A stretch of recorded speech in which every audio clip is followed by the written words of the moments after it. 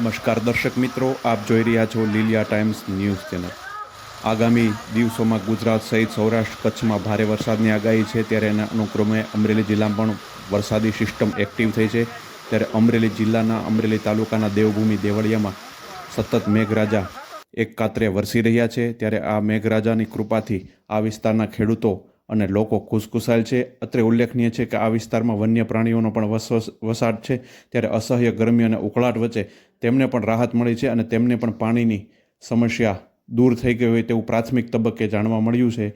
અત્રે ઉલ્લેખનીય છે કે આગામી દિવસોમાં આ વિસ્તારમાં વરસાદ પડવાની આગાહી છે।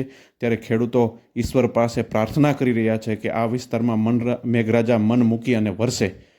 દેવભૂમિ દેવળિયાથી હાર્દિક દવેનો રિપોર્ટ, અમરેલી।